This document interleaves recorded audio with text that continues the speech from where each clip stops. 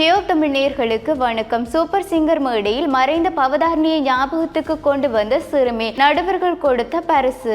பிரபல தொலைக்காட்சி ஒன்றில் சூப்பர் சிங்கர் ஜூனியர் சீசன் 10 என்ற நிகழ்ச்சி பிரமாண்டமாக இடம்பெற்று வருகின்றது. இந்த நிகழ்ச்சியில் சிறார்கள் பங்கு பற்றி இருக்கின்றார்கள். ஒவ்வொரு சிறார்களும் ஒவ்வொரு கதை கூற வருகின்றார்கள். தங்களுடைய வாழ்க்கை பின்னணியாக இருக்கட்டும், தங்களுடைய ஊரில் இருக்கின்ற கஷ்டங்களாக இருக்கட்டும், அனைத்தையுமே இந்த மேடையின் ஊடாக மற்றவர்களுக்கு தெரியப்படுத்தும் ஒரு முகமாகவே அந்த சிறுவர்களுடைய ஒவ்வொரு கதையும் இருக்கின்றது. அதே போலதான் ஏழ்மை குடும்பத்தில் இருந்து வந்த சிறுமி ஒருவர் சூப்பர் சிங்கர்ஸ் யூனியன் சீசன் 10 நிகழ்ச்சியில தற்போது இடம்பெற்ற சுற்றில் குறித்த சிறுமி மயில் போல பொண்ணு ஒண்ணு என்ற பாடலை பாடியிருக்கின்றார். இந்த பாடல் பவதாரணி, அதாவது எல்லோருக்குமே தெரியும், பிரபல பின்னணி பாடகியாக இருந்து பின்னர் அதன் பின் பிரபல முன்னணி பாடகியாக வலம் வந்தவர் தான் பவதாரணி. இவர் தன்னுடைய தந்தையுடைய பயிற்சியிலே பாடலில் மிகவும் ஆர்வம் கொண்ட ஒருவராக இருந்து அவருடைய மறைவு ஆனது பலர் மத்தியில் துயரத்தை ஏற்படுத்தி இருந்தது. ஆகவே பவதாரணி மறந்ததன் பின்னதாகவும் தொழில்நுட்பத்தை பயன்படுத்தியும் அவருடைய குரலை வெளிக்கொண்டு வந்தாலும் அந்த விடயம் தொடர்பு பலரும் அதனை ஏற்றுக்கொள்ளாத விடுத்து தற்போது இந்த சிறுமி அந்த மேடையில் மயில் போல பொண்ணு ஒண்ணு என்ற பாடலை பாடியிருந்தார். அந்த பாடலை கேட்கும் பொழுது மறைந்த பவதாரணி அந்த மேடையில்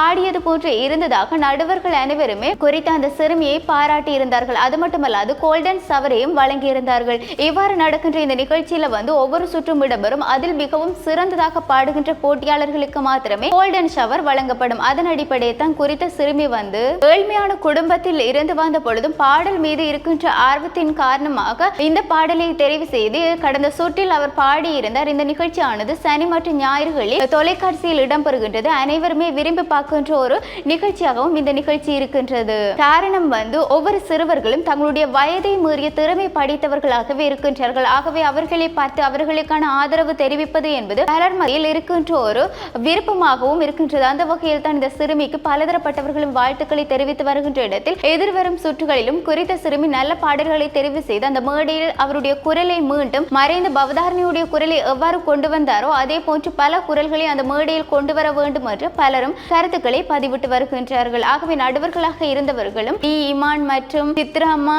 மனோ போன்றவர்கள் குறித்த சிறுமியிடம் கூறினார்கள், மறைந்த பவதாரணி இந்த மேடைக்கு கொண்டு வந்ததற்காகவே உங்களுக்கு கோல்டன் ஷவர் வழங்குகின்றோம் என்று பாராட்டுக்களை தெரிவித்து கோல்டன் ஷவரையும் வழங்கியிருந்தார்கள். அதன் அடிப்படையில் அங்கு இருந்த அனைவருமே குறித்த சிறுமியை எழுந்து நின்று பாராட்டி இருந்தமை தொடர்பாகவும் காணொலிகள் வெளியாகி இருந்தது. இவ்வாறு இந்த சிறுமி தொடர்ச்சியாக எதிர்வரும் சுற்றுகளிலும் வெற்றிகளை பெற வேண்டும் மற்றும் கோல்டன் ஷவரினை தொடர்ச்சியாக பெற்று ஒரு வெற்றியாளராக திகழ வேண்டும் என்றும் பலரும் பாராட்டியும் வாழ்த்துக்களையும் தெரிவித்து வருகின்றார்கள். இவ்வாறு இந்த நிகழ்ச்சியில் இடம்பெறுகின்ற சுவாரஸ்யமான தகவல் தொடர்பு தெரிந்து கொள்ள வேண்டும் என்றால் தொடர்ச்சியாக இணைந்திருங்கள்.